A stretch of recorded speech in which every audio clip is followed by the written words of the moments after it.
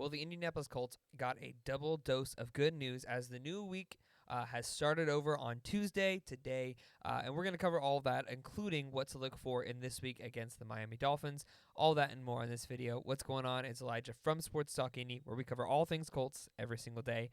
And the Colts got a double dose of good news this morning because while the eyes have all been on Anthony Richardson and Jonathan Taylor. When are these two guys going to be back? When are they going to be back from injury? Jonathan Taylor obviously nursing that high ankle sprain, and Anthony Richardson, who's been taking a little bit longer than I think any of us really expected on this bruised hip situation. When are they going to be returning? Because obviously this offense has been fine. They've been putting up decent amount of points, and last week and they put up enough points. But let's be honest, with Joe Flacco taking the reins as quarterback and Trey Sermon being RB1, it's a stagnant offense. It's stale. It's vanilla. It's nothing that's going to be able to win a significant amount of games.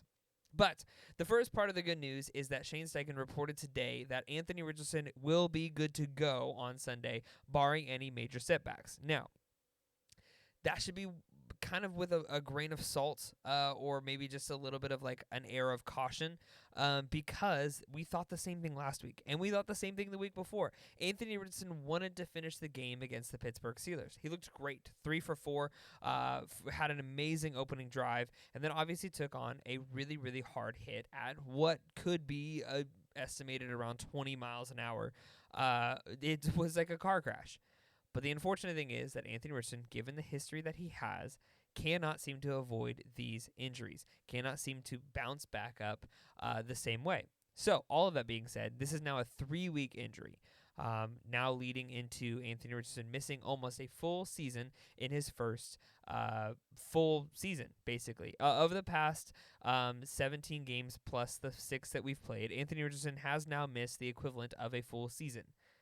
This is the point where I think that a lot of Colts fans and I would hope that Colts coaches kind of start to get a little nervous because this is not something you want to have happen. Obviously, these are all circumstantial and these are all kind of crazy circumstances, but all that to say that Anthony Richardson should be good to go on Sunday. But that's not the only dose of good news, and I hate saying that injury is good news. But the Dolphins that we thought they were going to be facing when we got the schedule back in, whenever we got the schedule, back in June or whatever, the Dolphins that we thought they were going to be facing at that point in time are not the Dolphins that they're facing now. The Dolphins stat leaders through the 5 games that they've played, they are 2 wins and 3 losses. The Tennessee Titans whooped up on them on Monday Night Football. Tua has played 2 games. Tyler Huntley has played 2 games. Skylar Thompson has played 2 games. And Tim Boyle has played 1 game. They have a combined completion percentage of 62% and only 1,039 yards in 5 games. Now, 483 of that comes from Tua Tagovailoa. You take his 483 yards out, and they have a combined of just over 500 yards in those 4 games. Now, Tyler Huntley seems to be having the reins at this point, and while there was speculation that Tua might come back at this point in the season or to this weekend, it does know Mike McDaniel did say he is out already for Sunday's game against the Indianapolis Colts.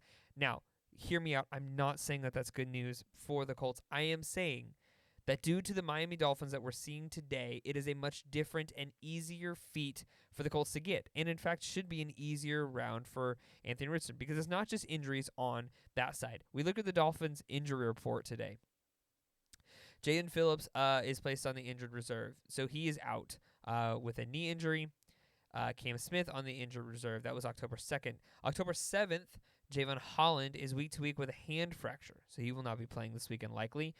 Tua is out this weekend. Devon Achane is, as of this, he is red non-contact jersey. We have no idea if he's going to be able to play this weekend. Bradley Chubb is out this weekend against the Colts. Jordan Poyer is questionable, and Skylar Thompson, their backup quarterback, is also questionable. Those are a significant amount of players from the Miami Dolphins star list. Their tackles leader is Jordan Brooks, who has 39 tackles on the year. Their only one player has one interception so far this year, and that is Emmanuel Ogbah, formerly of the Detroit Lions. I had no idea he was even on Miami, honestly. I kind of forgot about him. Devon Achane only has 183 rushing yards, and Tyreek, as crazy as this is, to say only with 286 yards, he only has 286 yards. They have a combined rushing total. They have nobody with over 5 yards per carry. Devon Achane, their star running back, is 3.3 yards per carry. This is a sad, reminiscent version of the Miami Dolphins. But not only that, there's one more thing I kind of want to talk about here, because this was a game that I listed as a loss for the Colts. When I did my record prediction back when the schedule came out, I predicted this game as a loss, and I don't think I was the only one. This is a Dolphins team that was potentially going to be in competition for a Super Bowl. I mean, they signed Odell Beckham Jr., they have Tyreek Hill, Jalen Waddle, they have Jonnu Smith, Devon Achane, Tua Tagovailoa. They bolstered up this defense. They looked incredible. They looked great, and it was something that I think everyone was looking at. They still have Jalen Ramsey. I mean, this is a good team on paper, and yet they're not able to do it because of injuries. And it reflects on the betting odds for this weekend. Now, I don't know how into betting odds you are, and I will say that I do not ever bet more money than you are willing to lose. All of that prefacing. But when the betting odds came out so far for this weekend, the Colts are getting a little bit of disrespect here, because the Colts are sitting at 3-3. They're at home. Every time you get at home, you get a 2-point favorite, right? They are opening up the Vegas has opened up their betting odds at a -3 favorite, which means they are projected to win by only 3 points.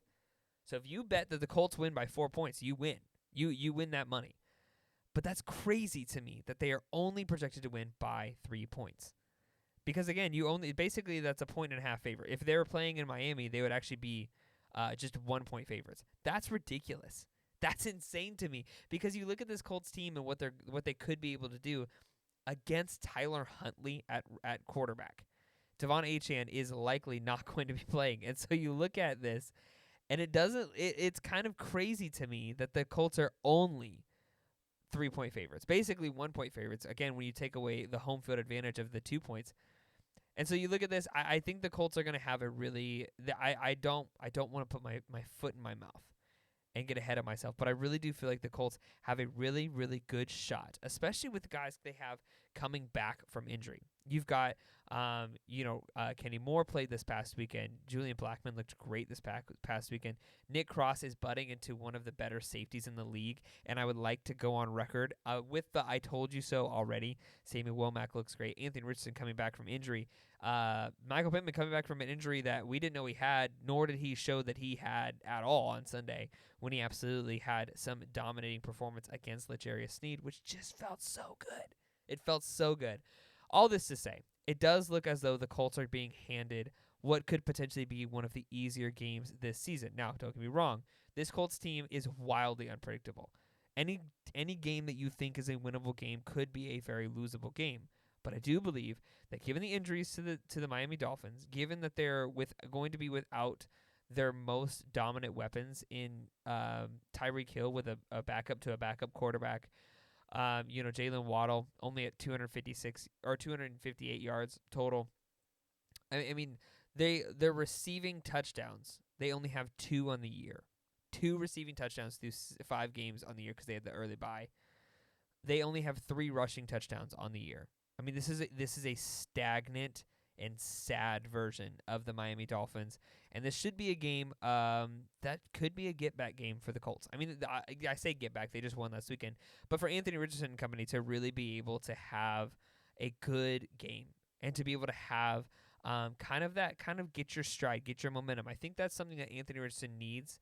And I think this is a good game for that. At least it looks like it. On paper, again, I don't want to put my foot in my mouth and jinx the whole thing, and the Colts are going to end up losing by 30 to Tyler Huntley. But it does seem as though the Colts are getting some good news in that Anthony Richardson is back from injury, and it does seem like the Miami Dolphins still are being bitten by this injury bug.